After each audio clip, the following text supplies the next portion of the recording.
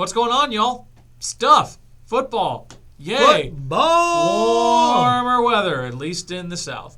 Hopefully the rest of the country is getting a little bit more temperate weather after that crazy Monday with those tornadoes that went all over the place. Man, craziness, yeah. Freaking nuts. Did you see that video of that Chevrolet that Yes. kid was driving in Texas? Freaking crazy. That was nuts. Just hope everyone's okay. Just hope that any of the families that were affected by that you guys are staying safe and that everything's okay. It's just day at a time. But we're here to, talk about free agency and player movement, which has been kind of unprecedented in the NFL to kind of start this frenzy. I mean, this topic is fascinating just because, he and I have opposing views to a certain extent.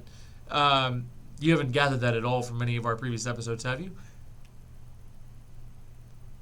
Yeah, about that. Wow. So, again, welcome back to Historically Athletic. Yeah. We discussed the salary cap prior to kind of give you guys a historical perspective on how the league has been financed, how it's paid their players, how the teams have made money, everything else in between.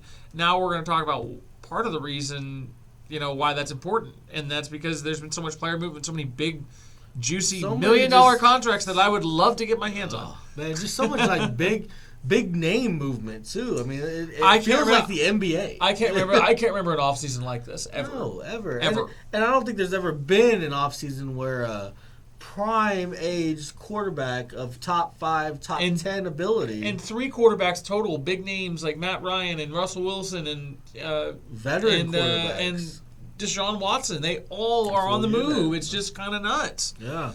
When we left off on our last episode talking about these free agents, it was right when Godwin got signed. Yeah, right. But so we didn't even get a chance to go over that, but it was more or less we talked about the Russell Wilson trade and how really his presence in Denver has just bolstered that organization. And understandable. They've gone out and got some other free agents that they added. Josh, they've literally been on fire. Literally.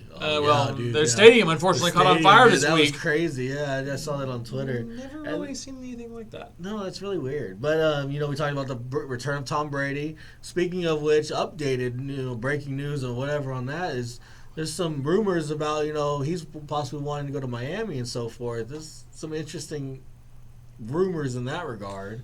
Hey, we talked about the Who knows if there's Rodgers any deal. validity to it? Yeah. Right? Who knows? We talked about the Aaron Rodgers deal, and at the time we were kind of concerned about was Davante Adams going to be able to stay with them. Well, we got that real quick. Davante signing with the Raiders on a contract extension after getting traded, right? After getting traded, so he got traded. They did a contract extension, 5-year extension, $141 million over the course of 5 years. 65 of it guaranteed, and then he got about 22.7 at signing bonus. So. Big deal for Davante. Aaron Rodgers obviously loses his best weapon, his number one weapon. He also lost Marquez Scantling. Marquez Valdez-Scantling. There you go. I could not get it out. He actually just say MVS. MVS. He just signed with Kansas City for a 3-year, $30 million deal. So who do they have now? They've got MVS. They've got Juju. They've got Kelsey. Who else do they have? Sammy Watkins is still out on free agency, so they've not re-signed him. They have Mecole Hardman. And I'm assuming Pringle still. I'm just gonna say they have speed. That's just all it is, speed along the line. But you wonder about the chemistry and how they're going to blend with Mahomes. Right. So we'll just kind of have to see how things play out there. I mean, quite honestly, part of me questions: is it really a good call to give a 29-year-old receiver that much money? But he's been durable. Talking about Devontae. Yeah, talking about Devontae. I mean, he is reuniting in Vegas with his college quarterback Derek Carr at Fresno State. From Fresno State, and the one thing I was watching his interview being introduced as the new receiver for the Raiders, and he indicated they've kept very close contact. They're really good friends outside. They refer to each other as family, and over the course of their entire NFL career, they have worked out together in the offseason, except for last year, the COVID year. Yeah. So. The chemistry might still be there. He even said in his interview that, when asked what do you expect, day one, week one of the NFL season, and he said hopefully fireworks, which would be amazing. They got Renfro out there, they got Waller. I mean, they got some weapons.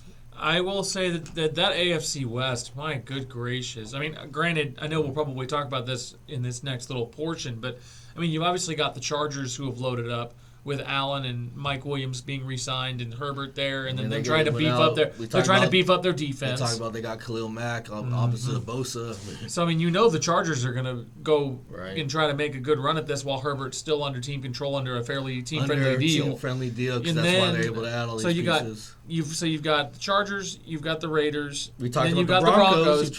They just traded for Wilson, and they've made some other moves, and they've already got a young roster on their offense and a pretty solid defense. So they're in win-now mentality because they got about 2 to 3 years before they got to start Javonte paying Williams those is going to be drafted receivers. high in fantasy next year. My goodness. Jerry Jeudy and Cortland Sutton, all of them too. Yeah, I mean. But then you have the ultimate curveball that was happening this week that nobody really saw coming with Tyreek Hill, the cheetah. He ran out paid. of it. He cheated out of town, didn't he? That's the thing, man. Is like I remember a couple years ago when they were having issues with the salary cap and they wanted to restructure a couple deals, and he was very vocal against that. He was not going to restructure. I get my money. It's my money. Yep. You know, I totally agree, and I get it.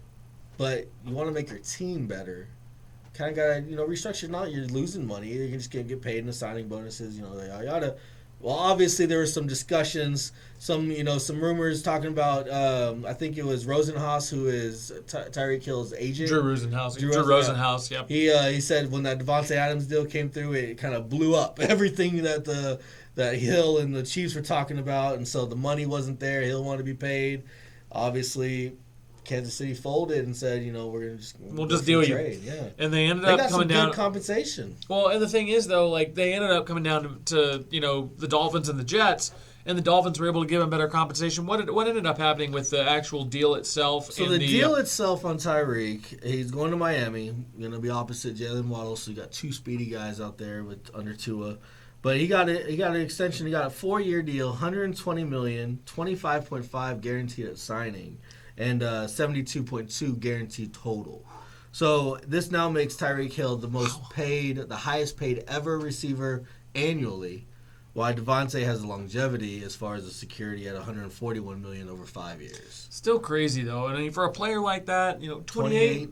I mean, 28. he's got 3 or 4 really good years left. So Miami's getting the rest of his prime, and we'll get to a good talking point on that scenario. Comparing who might have won that trade, who's going to miss who more, sort of thing. But Kansas City's going to have to retool now. But what did they bring back in that trade? So they got 5 picks. 5 picks. They got this year's first round, this year's second round, a 4th round pick of this year, and a 4th round pick next year, 6th round pick next year. Wow. So they got a good hoard. They got a good haul. Yeah, that's what it is. Yeah, a good haul. Hoard haul. Same. And then also the cherry on top is it freed up $70 million in cap space. I mean, they're going to be able to go out and some of these free agents that we're going to talk about, these notable free agents that might still be out there, they can go out and get these players plug and fill. They can basically really bolster. They can bolster their depth, and then they can also go into the draft and make some solid selections. Right. Truth be told, I don't have a problem talking about this now. I think overall Kansas City lost this trade. You think Shocking. They lost? There is nobody else in the league that can do what Tyreek Hill does in terms of his chemistry with Mahomes, with his speed, with his footwork, with his route running, and the amount of attention that guy asks the defense to have.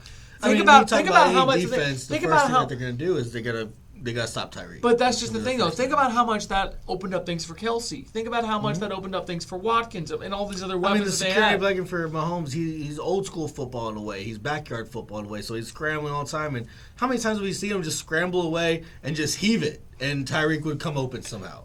You can't recreate that. You can't just recreate that chemistry that you built for 3 or 4 years out of nothing. So I understand Kansas City's thought process here. I really do. I mean, especially because of Tyreek wanting certain things and wanting certain security, and every player is entitled to do that. I mean, you got to look out. You got to look out for number one, but also balance that with the team thing. Right. I get it, but yeah, I mean, I wonder how the fit. So you're saying you think Kansas City lost out on this trade overall? Yes. Do you think that means that Kansas City is going to be able to kind of make a long push into the playoffs, or does that immediately make Miami a playoff contender? I think it's going to make Miami a playoff contender in the near term, and I think Kansas City gets a wild card spot at best. They are not winning the division this year. Really? Nope. You don't think so? Nope. I just don't. That is a premier weapon that you just gave up. And I know Juju is a really, really nice player and had a great. Yeah. He had one outstanding year with Big Ben. And I think that him and Mahomes can recreate that, but it's going to take time for them to understand each other. It's going to take time for him to kind of integrate himself into the Andy Reid offense. True. Kelsey's not getting any younger. The offensive line is better than it was.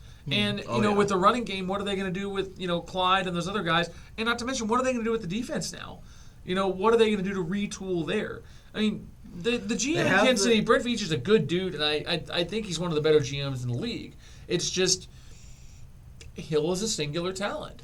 But I think that they made a shrewd move by getting rid of him and getting rid is not the right word, but by trading him to Miami for all those picks, it gives you more room for error in terms of either finding his successor or finding other players in the draft to kind of fill those needs in other parts of the roster. So overall, I'd probably give Kansas City a B+ on this trade and an A- to Miami. It's that close. Okay. It's that close. I'm honestly going to flip it on you. I'm going to go the That's opposite. fine. I mean, I think that Kansas City really made out like a bandit. And I think a lot of people aren't seeing it. I think a lot of people are seeing it more your way, honestly. Because Tyreek Hill, generational talent He's at the singular. receiver. Yeah, there's not anyone that's like him. Like I said, if you're a defensive coordinator and you're coming in, you're game planning a week for Tyreek, it starts with Tyreek. You got to stop him. What did the Bucs do in the Super Bowl? We had to blanket. We had to blanket You the had to back bracket end, him, go in yeah. the bracket, keep everything in front of you, and you plan for that. Now defenses aren't going to necessarily have to do that because there's not. They're really going to that probably threat. play more aggressively. Exactly. And remember the swoon that Mahomes had a little bit earlier this past season. And he had a little bit of trouble when that was going on. So, however, I think Reid, Andy, I think he took a page out of Belichick's book. What does Belichick always do? He gets rid of these, not gets rid, but he trades or he releases these top-level talents before he's got to pay them more. I mean, Agreed. Not necessarily that can Kansas City wanted to pay him more because they were. The contracts were on the table, but when the Devontae Adams came in, obviously It he changed the wanted more calculus. money, and they weren't willing to do that. And But- you have to respect the team for having their limits. Yeah. You have to respect it. 100%.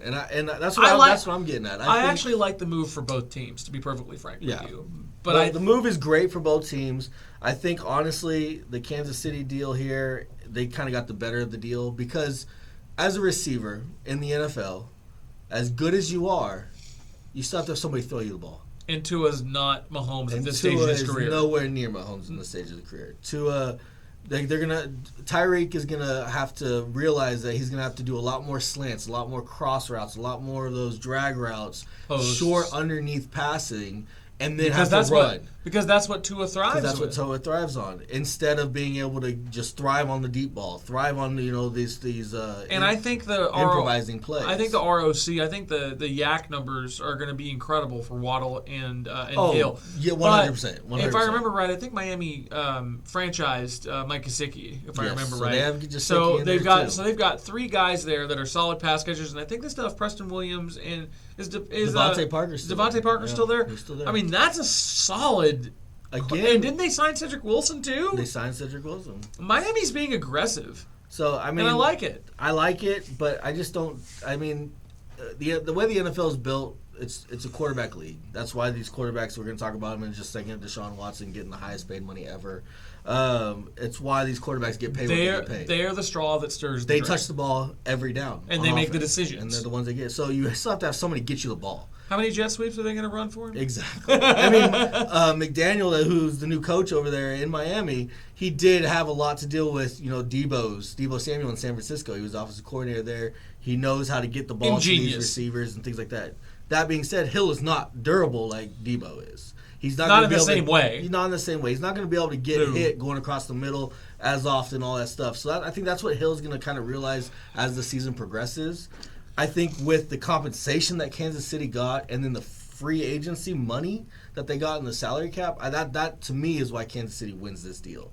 I think maybe early in the season we're all going to be like, oh, Miami's got the better deal, this and that. At the end of the day, you can't really say who's going to win a trade until you actually see how these draft picks pan until out. years down the road where you see This is the just our result of it. guesses. Exactly. So we'll see. We'll see. But it was very interesting to me. One of the free agent moves that we just spoke about was MVS coming over from Green Bay to Kansas City.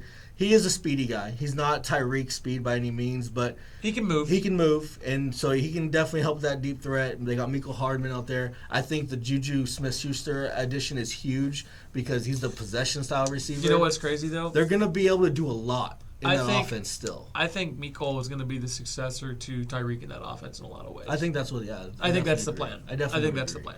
So and if it works out, then great.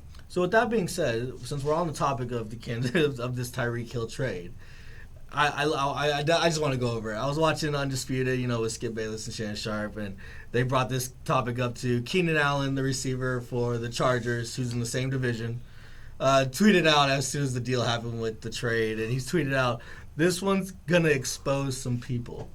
What do you think he meant by that? Multi-layered. Who's gonna get multi-layered? Multi-layered. So numero uno. You have to think Tua was the first player that he's referencing. That's who I would have assumed. Because the criticism ever since Tua recovered from his injury that he had at Bama in his last year before he got drafted by Miami, the criticism has always been, Tua doesn't have great weapons around him, or he doesn't have a good offensive line, or whatever the case may be, he didn't have the tools around him to succeed. As we just mentioned, Gesicki, Williams, Parker, Tyreek, Bama. He had a track team Cedric, running a receiver. Waddle. I mean, you got 6 guys there. Granted, they may release Parker or trade Williams. I'm not sure what's going to happen with the receiving core. Miami has weapons now. They have weapons. Miami has weapons. They have the players that fit that RPO scheme that he ran under Saban, under Sarkisian at Bama. Right. They have the players to fit the system and to fit the quarterback. What's Tua going to do with it? And we don't know. There's no way to know until you actually see on the field. See what happens. You're also talking about who's going to get exposed. Technically, you could say Mahomes. You could technically say Patrick Mahomes. Everyone remembers what happened when he had his little mid-season, early-season swoon last year. I mean, he didn't look like himself. We just go back to the Buffalo game. What happened with 13 seconds left? Just chucked it to Tyreek. He threw a quick drag over the middle, and Tyreek took it the rest of the way. I mean... Who else? Who else? It was a little earlier, but I mean, that was 13 seconds. No. That was, remember, they had to get a field goal to tie it, and that was the one where he threw to Kelsey. Tyreek was the play before Tyreek was the previous drive. Came down and scored. Yes. Okay. But still, man, that game was amazing. That game was fantastic. But I honestly think I'm in agreement. I think it's the 2 quarterbacks that he's mainly highlighting here because receivers have a code. They're going to stick together with this kind of stuff. I think all 3 are really in question.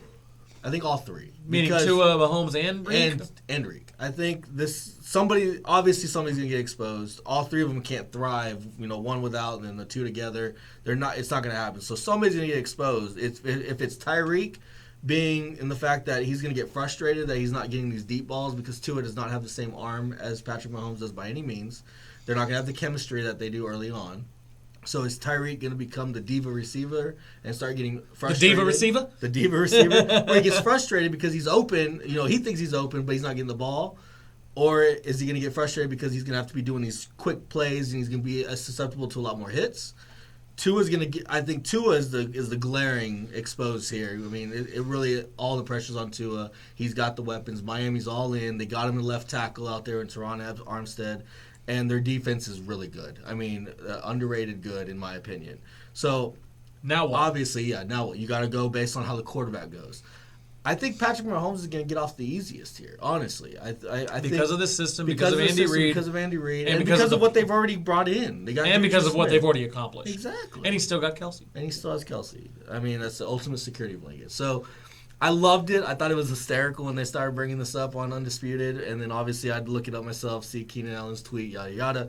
But it's just one of those things that it's a fun ordeal to talk about because it is all just opinions at this point. Like you said, you're not it's so early. It's 6 months away. You're not going to know who wins anything until the season's over. And then you can talk about, did Kansas City make it? Who had the better record? It'll be fascinating to kind of see it transpire. What was the next thing you wanted to discuss? The Watson stuff?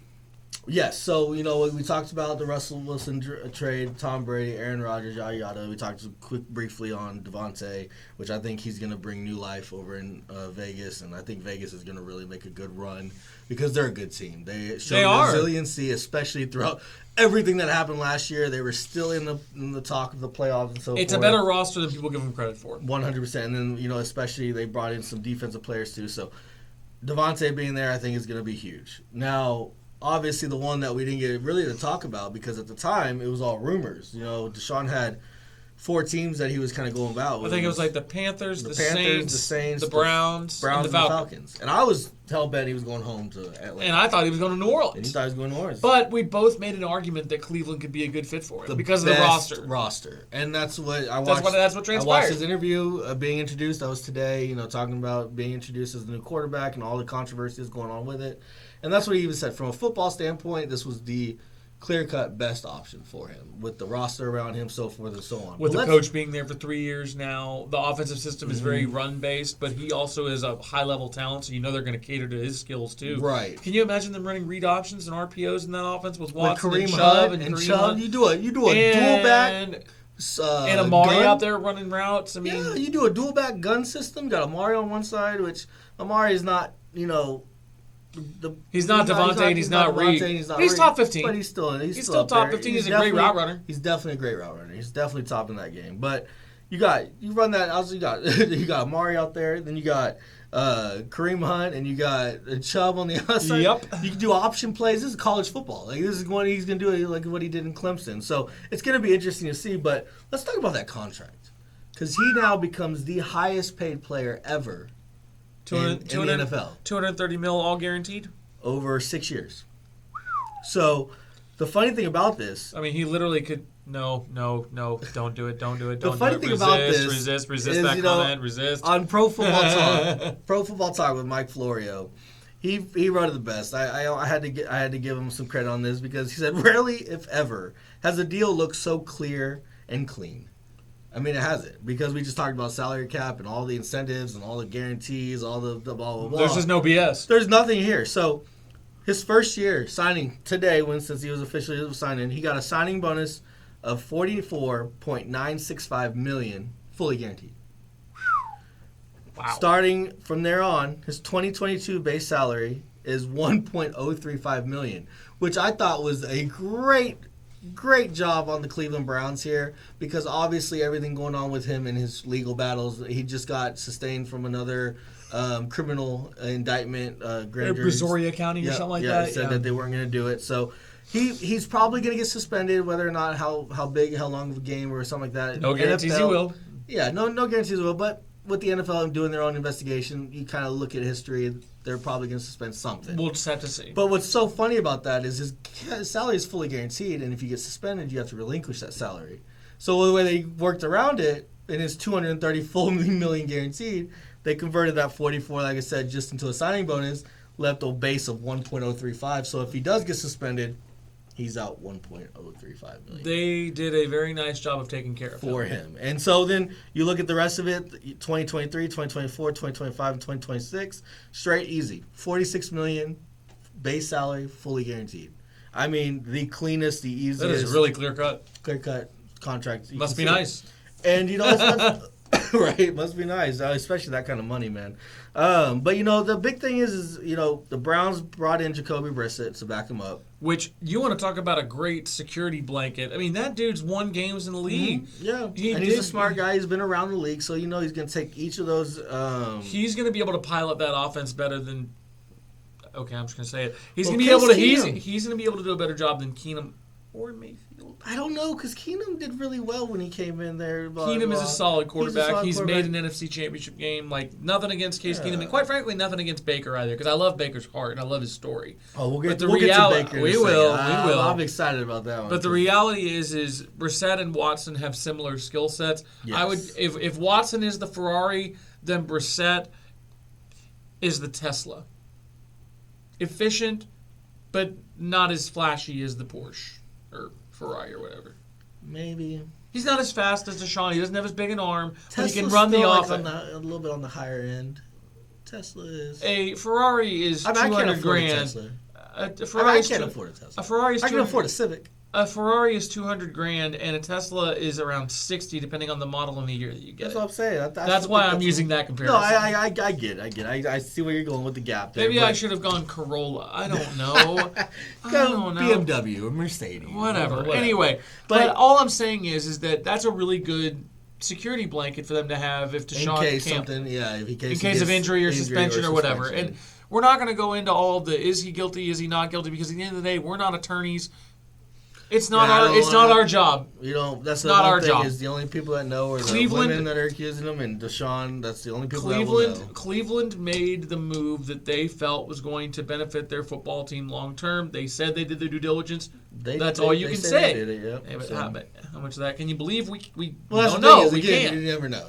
All guessing. We'll never know. It's just like I said. The people that are involved are the only ones that will truly understand. All I'm going to say on the subject on the legal side is this: whatever happens, I just hope that whoever needs to be brought to justice is brought to justice. Pure and simple. Pure and simple. Pure and simple. But let's get back to football here, because Desean leaving the Texans in a trade obviously meant that some compensation was given back to Houston. 3 first-round picks, including the number 13 selection this year, a 2023 third-round pick, and a 2024 fourth round. Houston did very well considering the circumstances. Considering the circumstances, knowing that they were never going to get anything out of Desean because of the public breakup, basically, that happened there. Then, of course, the other stuff on top of it. Exactly. So, no, I mean, they definitely got what they needed. 3 first-round picks is incredible. If that AFC North is looking nasty.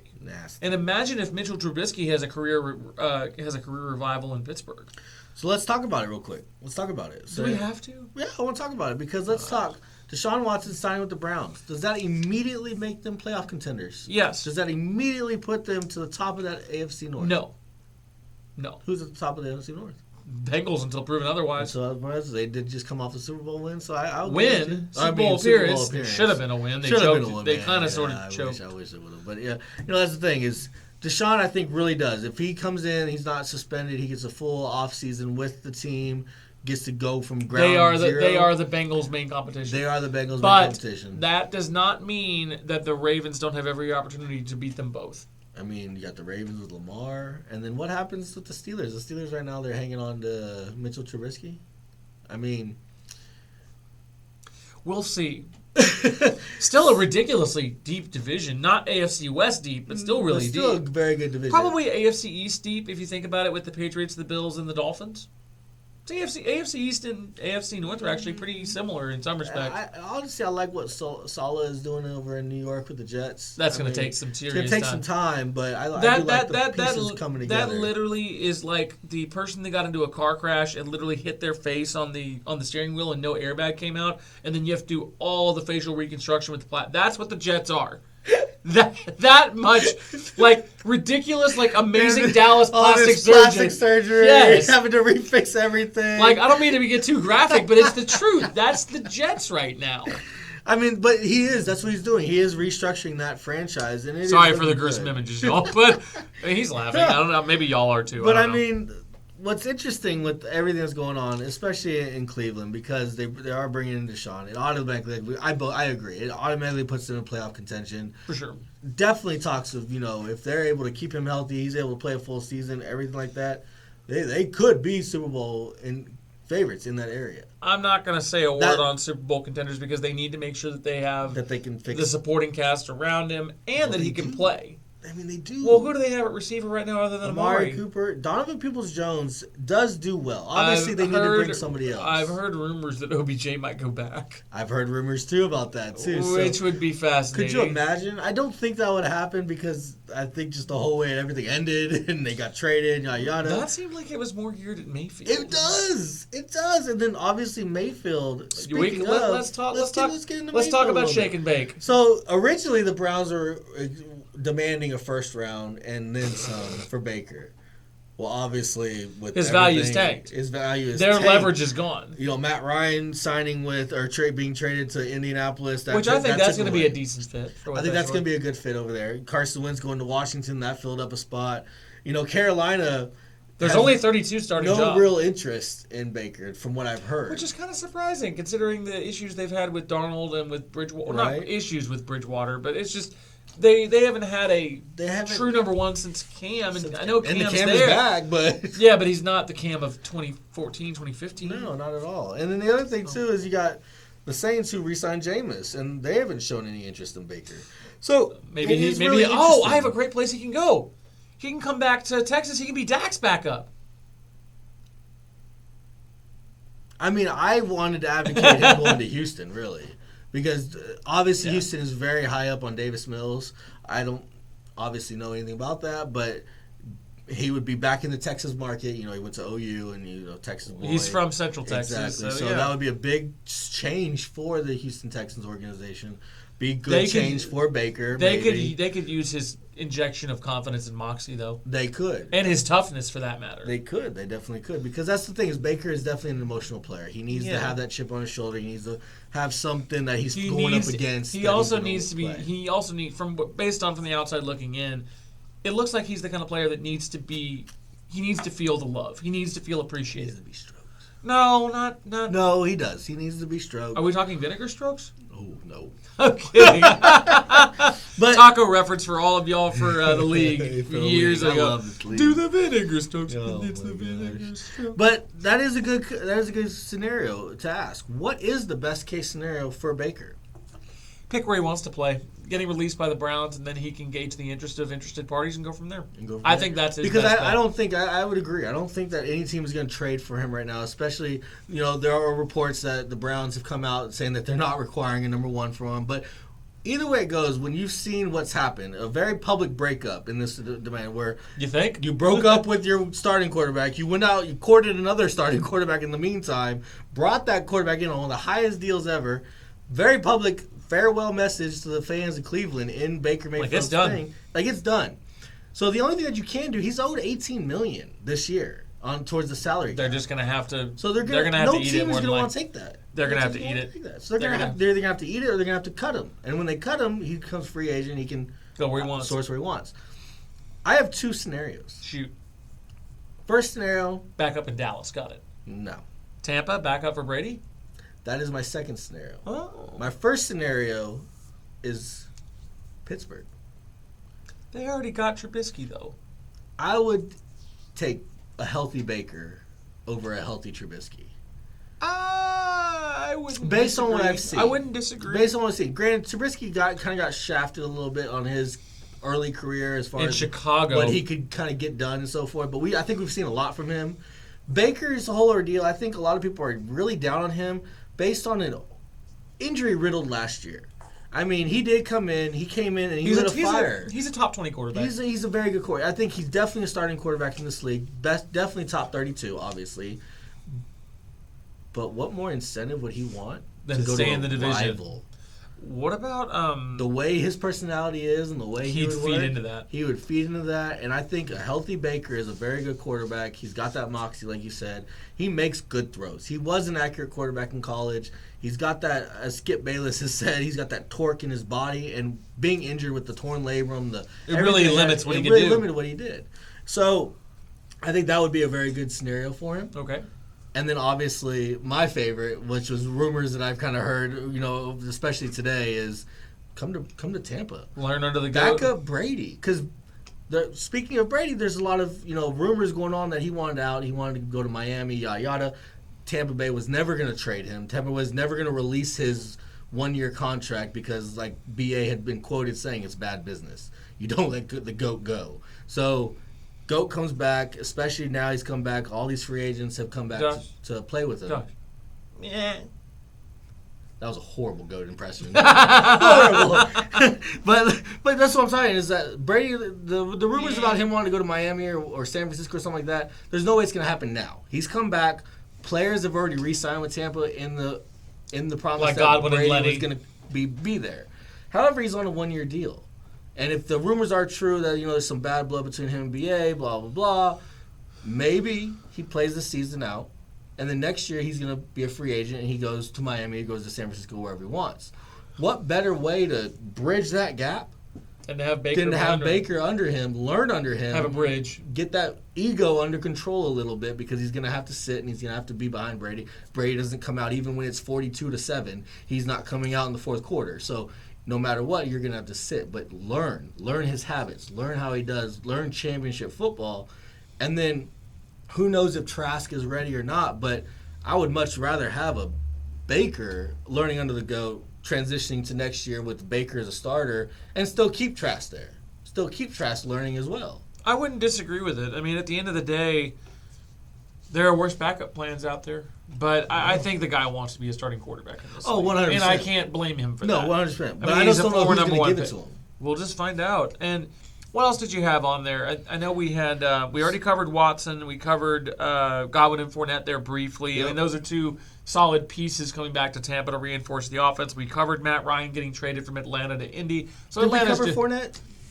I barely mentioned it, but Okay. but the He's two coming back on a 3-year deal. yeah, the 21 two Tampa deals with Godwin coming back, $60 million for 3 years, with $40 million guaranteed. That's solid cheddar. Oh yeah, and I'm then- glad he got it. He deserved it. He did. The injury He was did. a bunch of bull. And then Lenny got playoff Lenny got $21 million over 3 for a guy that's 27 years old on his second contract in the league. Considering He running was backs, wanting like 14 a year, 12 a year is what he like posted wanting. That's what he wanted. That's what he thinks he deserved.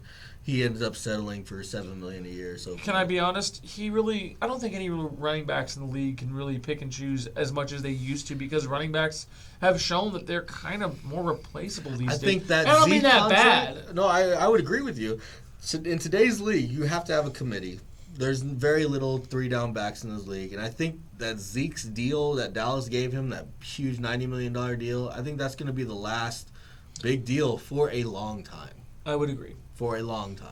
I would agree. I hope Tony Pollard gets more snaps next year Yeah. because he's proved that he can handle it. He can. But so we had Godwin and Fournette that we covered. One other smaller one that might be a little under the radar, but not for me as a Cowboys fan, is La'el Collins going to the Bengals to protect Joe Burrow as a right tackle. And the Bengals have done a really nice job of understanding, Of okay, knowing where we're the gonna weakness was, We're going to go get and we're some gonna load proven NFL linemen Yep. that can, and it's going to take them a year or two. I think Cincinnati takes just a tiny, teeny-weeny step back next year. Well, Not with anything that crazy. division, with that, just the AFC altogether, it's going to be hard. The AFC's a murderer's row. The AFC is intense. Okay, so you've got 16 teams overall. You've got the Bills with Allen. You've got the Patriots with Mac Jones. You've got Miami with Tua. You've got the Jets with Wilson, which who knows what they have Who there. knows what they have there. So then you've got the AFC North. You've got Watson in Cleveland. You've got Burrow in Cincinnati. You've got LJ8, Lamar Jackson over in Baltimore. And then you've got got Russell in Denver. You got Hold on. And then you got Pittsburgh with Trubisky, which we'll see what happens So, there. so that's the first one that I've heard. So the Jets and Pittsburgh are the first ones that I've heard where it's Keep like a list. Keep a quarterback- list for me where you're just kind of not sure what you have. Denver, you've got Russell Wilson. The Raiders have Carr. The Chargers have Herbert, Yep. and Kansas then City Kansas City has has Mahomes. Mahomes. 2 teams out of 16 in that conference have uncertain quarterback situations, and are Just 2. I mean, and you can include Miami in there with Tua. you can. You can't include Miami You can, in but there they've with committed Tua, to him. But they have definitely committed to him. So 3 out of 16. There are going to be 13 teams in the AFC vying for how many playoff spots? 7? 7. Or is it 8? No, it's 7. It's 7. 7. So there are going to be 6 really good I mean, quarterbacks that's at the home. thing is there could be an era where we see in the NFC a 7-9 team make the playoffs versus in the AFC 11-5. 11-5 team misses the playoffs just because of how good the divisions are. Do you remember when we were growing up and the AFC hadn't won the Super Bowl for years and years and years and Yeah. years and years, and the Broncos finally broke that streak Yep. with Elway against the Packers and Yep. Favre? You see that in changing Super in Bowl the guard. 32. It's really interesting It's to see that changing nuts in to the see guard. the freaking AFC 'Cause quarterback the NFC depth. used to be dominant with the quarterbacks. They used to have the dominant dynasties, and you see it now switching. It is incredible. Speaking of on that term, it leads us right into the next talking point here. The NFC is looking thin at quarterback. I mean, really, they are. I mean, the only top-level quarterbacks that I can really point out, Tampa Bay has Brady. Rams have Stafford. Green Bay has Aaron Rodgers. The but Cowboys have lost Dak, a lot. but Cowboys again, have we Dak. still don't exactly know where he fits I mean, in the. Dak is one of those where he's When he's good, he's good. When he's good, he's good. But when he's But not, he's only good in second halves when they're down 20-something points. That's a bit of a generalization, but Dak's still hard to judge. That's really the long and short it of it. really is long short. But He then, needs the players around him. but so you have Jalen Hurts in Philly. You don't know what they have with him in some respects. Same thing. Yeah. You've got Carson Wentz. You got Wentz in Washington. Last Chance Saloon in Washington, which for his sake, I hope he does well. I hope he does well too. I don't like Washington I like any Cowboys fan, but you know what? At the end of the day, if he does well there, I'm going to be happy for him. The Giants, they don't really know what they have in Danny Dimes. I know how you feel. I know how you feel watched about that first game. Danny Dimes' first win. It was his first career start. It was like week 4 or 5 against us, against the Buccaneers. And he dominated. He was throwing dimes. That's why he got his nickname, Danny Dimes. Throwing dimes all over the place. So I've seen the potential that he has. But the consistency hasn't been there. And the O-line's been the O-line is Travis. His receiving core is constantly injured. So they have done a lot to alleviate that. Give him the weapons he needs. But, keep going. But here. No, I'm just saying. So then you've got the NFC North. You've got Favre and Cousins. And then the Lions have Goff and Rodgers. Sorry, they're basically the same at this point. Sorry. So you got Rodgers and Cousins with Minnesota and Green Bay. And then you've got the Lions with Goff, which who knows what the heck's going to happen there. And then you've got the Bears with Fields. They don't really know what they have there yet, truthfully. And then you've got the NFC South where you've got Brady with the Bucs, Mariota now with Atlanta, Winston with the Saints, and then who knows in Carolina right with now Newton. It's Darnold or Bridgewater for that matter. Are they all three? I don't know if they have Bridgewater. No, Bridgewater was in Denver. I'm sorry. Excuse me. And then what division am I forgetting? The West. So you've got the West. You've got Stafford. Then they've got Lance with the 49ers in Seattle. And then you got Garoppolo or Trey Lance in San Francisco. Kyler in Arizona, and they're beefing. Oh man, Kyler, he's got a lot. But the NFC doesn't have the depth at quarterback that the AFC does. It's not even close. It's not even close. But with my talking point being is it kind of just a clear cut path for Tampa, Rams, San Francisco, Green Bay, or Dallas? No. Or any of one of those 5 teams have a clear cut to playoff contention? No, not based off of what we saw out of Arizona last year. If they can clean up the second half issues, obviously 2 years I wouldn't call it a trend, but if you see it third year, then you're kind of like, okay, there's something up here. When you were they were 10-1. They were undefeated. They were the last team to lose a game. Yeah, they were the last team to win, and then they go, I think, 2-6 or something like that. It was an awful finish to the season. You almost wonder if there's something with the conditioning program that Kingsbury puts in place there, or maybe they take their foot off the gas. Or the problem like that has kind of trickled out, the rumors that have trickled out about Kyler Murray. Who knows, man? You see it, though. You see it when they're getting beat. His demeanor, his just emotions, he's blaming other people. That's the other thing. You can see him on the sideline. Instead of taking accountability. Instead of being a leader. And I want that kid to do well, not because of anything in his family, because he went to A&M in Oklahoma, so as a Texas grad, it's he's from Allen. But he's from Allen. I want him to do well. That's Texas high school football legend right there. Right. Won a Heisman at Oklahoma, was one of the most electric college players I've never ever lost. seen. That's the other thing, too, is he never lost his entire high school and collegiate career.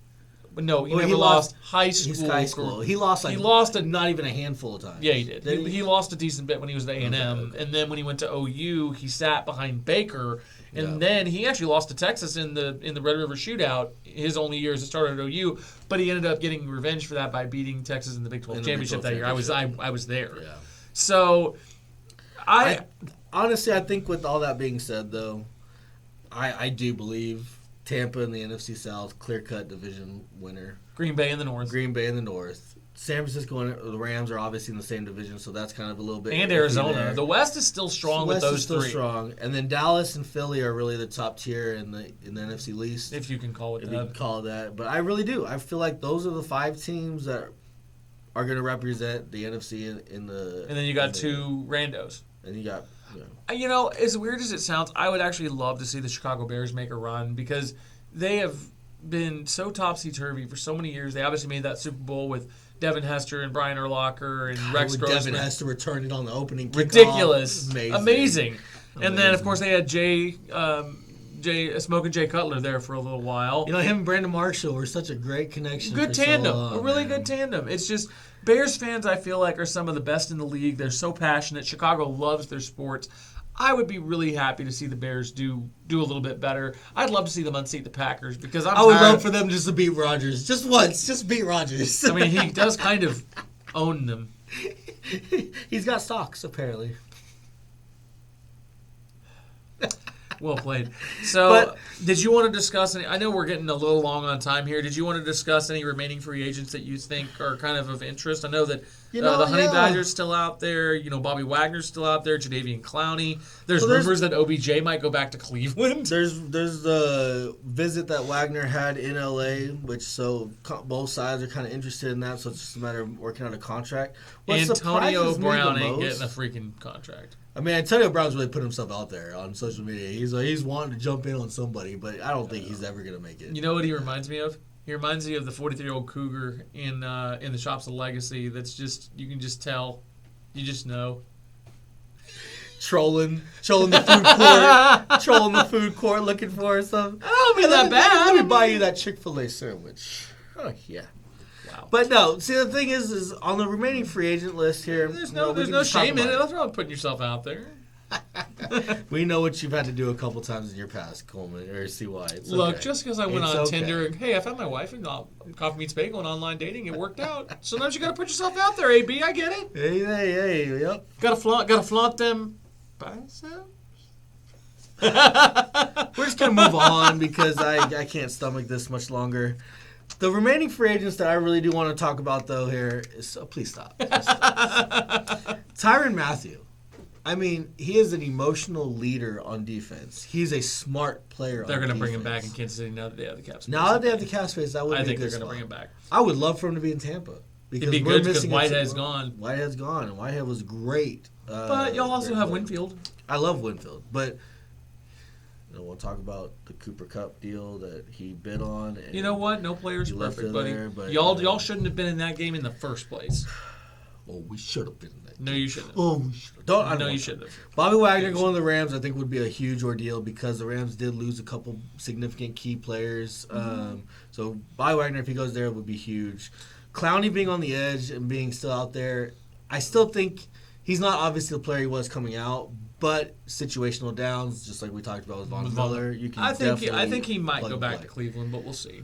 OBJ, like we talked about, coming off the knee injury, second knee injury, it's going to be a big deal. But either way it goes, I think he still finds somewhere. I'm Stephon surprised. Gilmore. That's shocking. He locked down corner. He made Amari Cooper cry. That was a Bill Belichick special. Yeah. Offloading him in the middle of the season. Yeah. Like, he's like, okay, you're getting too expensive. Again, right there, like we talked about. Just, he's exactly. J.C. Treader, I can't believe that he hasn't been picked up yet. It's talking about Chicago fans. Akeem Hicks, he's an older guy, but he's still big defensive lineman, big dude. Lineman. Yep. Calais Campbell, too. Calais Campbell is almost 40, man. But he's 6'8", or whatever he is, and he freaking dominates, even at that age. So, again, these are all much more plug-and-play players. I mean, you still got Julio. You still got Jarvis Landry and Dominican Sue. Unpopular opinion, Julio's he's at the end of an amazing career, but his best days are behind him. But I still find it crazy that, a player of that stature. Granted, yes, he has had the injury. He's on an older career. A player of that stature, though, somebody's got to work him out at least. Get him out. Do you remember where he was in 2017? Was it 2017 when the Patriots beat the Falcons in the Super Bowl? Was that right? I think so. Do you remember how good he was in that game? He was great. He's always been great. That's the thing. And then even Gronk. Gronk is still out there technically on free agency. Granted, he ain't gonna play without Brady. He ain't gonna play without. Kidding. Obviously, but that's the thing is, there's still some very good players out there on this free agency list that you guys keep an eye out on. The free agency frenzy, NFL.com. Make sure you're kind of checking these transactions because some of these players are definitely not going to make it through the weekend, even by the time that we record next week. So, with that, we're going to leave it at that. I think we've kind of exhausted all of our talking points here. Would not surprise me if this one went an hour. Apologies for the length. I'll make sure that BJ edits properly. It is fun to talk about this kind of stuff. We get excited. Like we said, this has been an off-season for the ages. For sure. I have not seen this many big deals made, movement or anything, big name players out there, and even like I said, just some of these free agents that are still out there. It's still going on. So, with that being said, we'll get into next week where we talk about some of our other historical portions. We can maybe even talk about looking into the draft. looking into college football, some of that kind of stuff. It'll be fun. So It'll be fun. And we'll if come we up do with something. And when we do college football, whenever that comes out, just to give you an idea, we're mostly going to focus on the Power Five. We will have some specific teams that we'll dive into that are outside in the Group of Five. I know people don't necessarily like that term per se, like for people at SMU and Tulane and other schools like that. But we'll do like a conference by conference preview, and we'll make sure to post on social media what we're going to be doing, so you at least have an idea of what to expect. But yeah, guys, we wanted to say just again, thank you for listening, thank you for watching. We hope that you enjoy the content, even if you don't agree with us. We hope that you still get something out of it. And then reach out to us in the comment section on YouTube and our social media pages. So. If you need me to take my shirt off next time to show off my abs, I'll do that too. Please, we're going to go ahead and just shut this off. Have a good night, guys. You take care. Y'all take care.